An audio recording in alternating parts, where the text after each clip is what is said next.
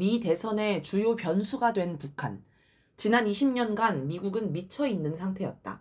노컷뉴스가 1일 전략적 인내 3.0 되나 미 해리스 대북 정책의 우려 목소리라는 흥미로운 기사를 실었습니다. 미국 외교 전문지 디플로맷과 내셔널 인터레스트가 최근 실은 기고문들을 소개한 것인데 대체로 해리스 후보의 대북 정책을 부정적으로 평가한 것들입니다. 일단 미국 대선을 앞두고 미국 내 대북 정책을 중요하게 다루는 흐름을 주목해야 합니다. 도널드 트럼프 공화당 후보는 3일 사진첩 형식의 책 미국을 구하라 판매를 시작했습니다. 대통령 재임 시절 자신의 활동을 담은 사진과 짧은 설명글로 구성된 이 책에는 김정은 국무위원장과 만난 사진과 함께 김정은 국무위원장과의 만남은 솔직했고 생산적이었다라는 회고가 실렸습니다. 이 책은 자신의 경쟁자인 카멀라 해리스 민주당 후보를 다분히 겨냥한 것입니다. 즉, 해리스 후보보다 자기 외교 경험이 풍부하다는 걸 과시하는 책입니다. 트럼프 후보는 기회가 있을 때마다 자기가 김정은 국무위원장과 친밀한 관계며 이게 미국의 좋은 일이라고 자랑했는데 이 책에서도 마찬가지의 모습을 보였습니다. 반면 해리스 후보는 인권 문제 등을 거론하며 북한을 비난했으며 자기는 김정은 국무위원장과 친하게 지내지 않을 것이라고 강조했습니다. 다음으로 여러 전문가들이 해리스 후보와 민주당의 대북 정책을 혹평하는 점을 주목해야 합니다. 디플로맷은 8월 12일 해리스가 당선될 경우 차기 미국 정부는 바이든 정부가 그랬듯 한반도 문제에선 향후 4년을 아무 결과물 없이 허송세월할 것이라며 북한의 꾸준한 핵 증강에 소극적으로 일관한 것을 후회할 날이 올 것이라고 경고했습니다. 다니엘 디페트리스 시카고 트리뷴 칼럼니스트는 8월 23일 내셔널 인터레스트 기고문에서 지난 20년간 미국의 모든 대통령이 대북 정책에서 실패했다면서 특히 바이든 대통령을 향해 별로 언급할 내용도 없다라고 혹평했습니다. 그러면서 미친 짓의 정의는 같은 일을 계속 반복하면서도 다른 결과를 기대하는 것이며 대북 정책에 있어서 미국은 계속 미쳐 있는 상태였다라고 지적했습니다. 해리스 후보가 집권해 바이든 정부의 대북 정책을 이어가면 안 된다고 강조한 것입니다. 끝으로 북한의 핵 능력이 성장했음을 인정하고 북한 요구를 수용해야 한다는 주장을 주목해야 합니다.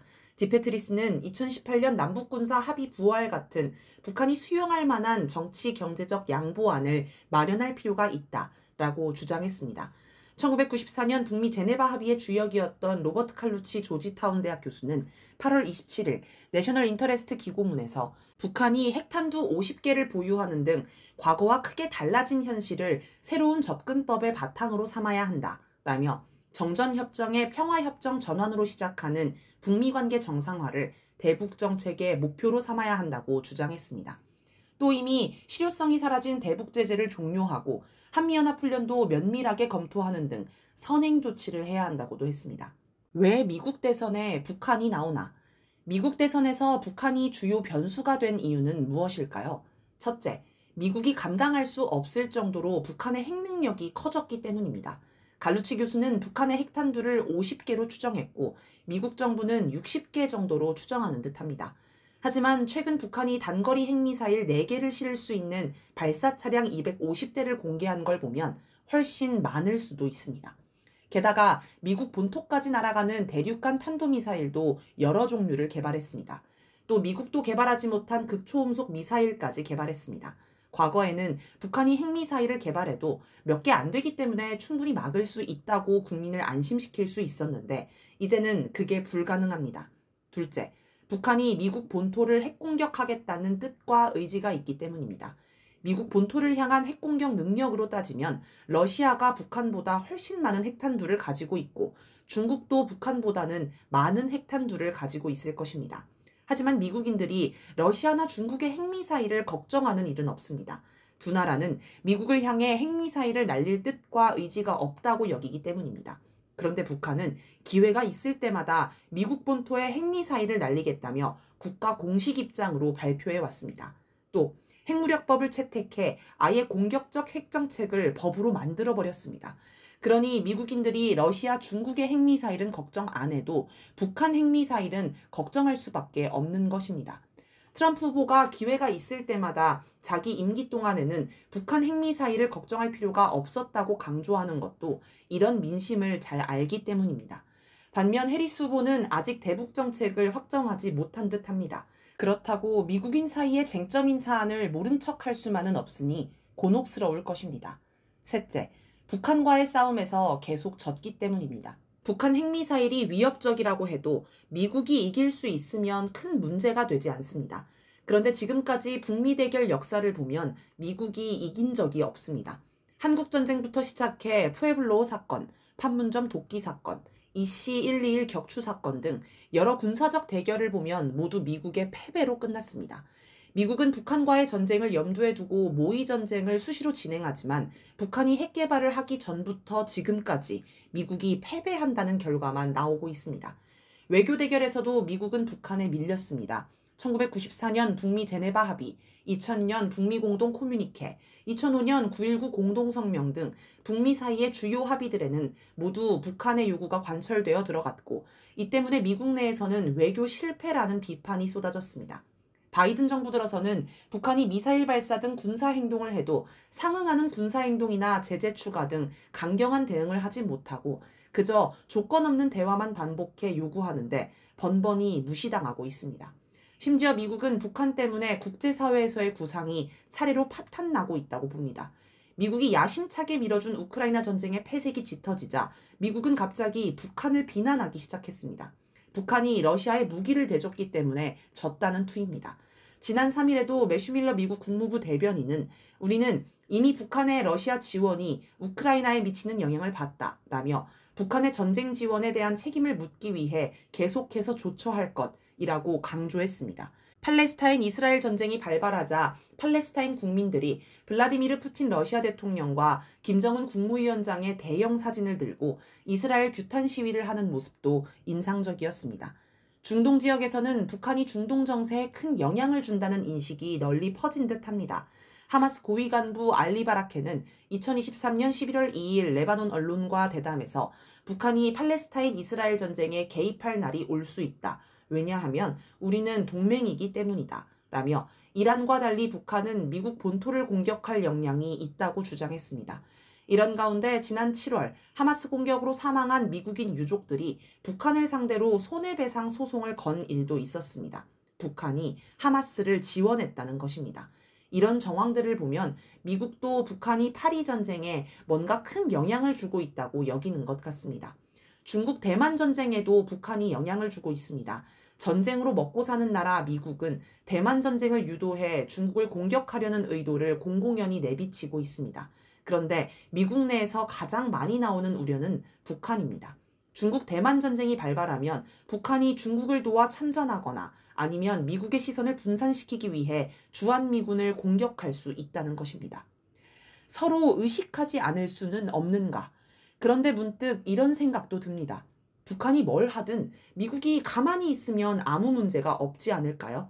예전에 김여정 노동당 중앙위 부부장이 한국을 향해 제발 좀 서로 의식하지 말며 살았으면 하는 것이 간절한 소원이라고 한 적이 있습니다. 한국이 북한을 자극하지 않으면 북한도 굳이 한국을 상대로 뭘 하지 않겠다는 것입니다. 서로 모른 척 지내자는 건데 북미 사이에도 그럴 수 있지 않을까요?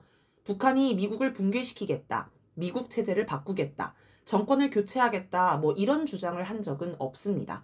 다만 미국이 북한을 공격하면 가만두지 않겠다고 합니다. 그러니 미국이 북한을 대상으로 아무것도 하지 않으면 북한도 미국을 향해 뭘 하지는 않을 것이고 서로 의식하지 않고 모른 척 지낼 수 있지 않을까요? 그러면 미국인들이 핵공격을 받을 걱정을 할 필요도 없고 모두에게 좋을 듯합니다. 그런데 이게 안 되는 이유가 있습니다. 바로 미국 독점 자본의 탐욕 때문입니다. 독점 자본가들은 평생을 흥청망청 살 수 있는 돈을 모아놓고도 더 많은 재물을 탐합니다. 그게 독점 자본의 본성입니다. 자본주의 사회에서는 충분히 돈을 벌었다고 해서 가만히 있으면 도태, 낙오하며 실패자, 패배자가 됩니다. 독점 자본의 수탈 방식은 세 가지입니다. 첫째, 국내에서 국민을 수탈합니다. 노동자, 서민을 쥐어짜다가 더 이상 나올 게 없으면 중산층을 쥐어짭니다. 그래서 정규직 노동자가 비정규직 노동자로 전락하고 비정규직 노동자가 알바로 전락합니다. 둘째, 동맹을 수탈합니다. 미국 내 남아도는 셰일가스를 유럽에 수출하기 위해 우크라이나 전쟁을 일으켰다는 분석은 상당히 설득력 있습니다. 우크라이나 전쟁 때문에 유럽은 러시아에서 수입하던 값싼 천연가스를 미국의 값비싼 셰일가스로 대체해야 했습니다. 또 미국은 한국의 주력 수출 산업인 반도체 산업을 쥐어짜기 위해 삼성전자를 압박해 중국과 거래를 끊고 미국에 공장을 짓도록 했습니다. 셋째, 약소국을 수탈합니다. 미국은 약소국의 자원을 헐값에 사들이고 현지 노동력을 싼 값으로 고용해 착취하는 신식민주의 정책을 펴니다. 이에 저항하는 나라는 군대를 투입해 가차없이 공격합니다. 이런 수탈을 멈추면 독점 자본은 결국 도태됩니다. 그런데 위에서 본 것처럼 북한이 세계 곳곳에 영향을 끼치며 미국의 세계 패권을 자꾸 가로막고 있습니다. 반미를 기치로 내걸고도 빠르게 경제 성장을 하며 강국 건설을 목표로 내건 북한을 보며 많은 나라들이 북한을 따라하면 미국으로서는 완전히 낭패를 봅니다.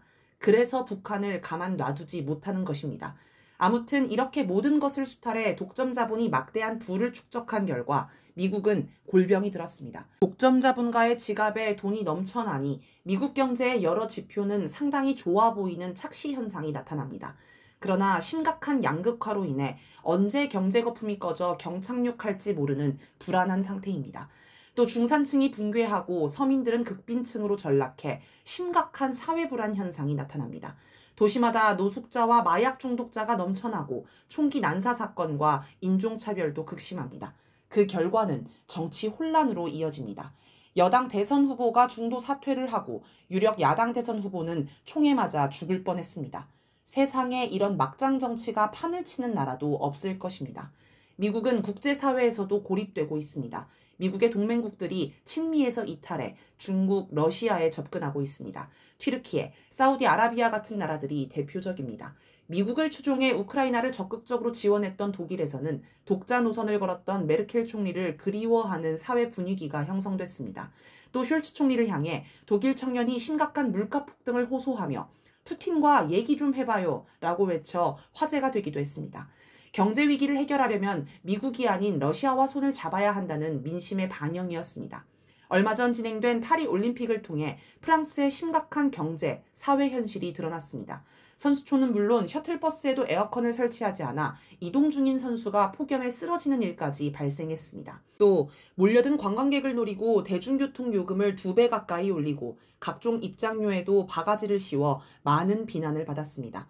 그런 프랑스에서 극우 정당인 국민연합이 유럽의 선거에서 압승하는 일이 있었습니다. 그런데 마린 르펜 국민연합 대표는 우크라이나 지원보다 러시아와 대화하는 게 효율적이라며 대러 제재를 반대한 인물입니다.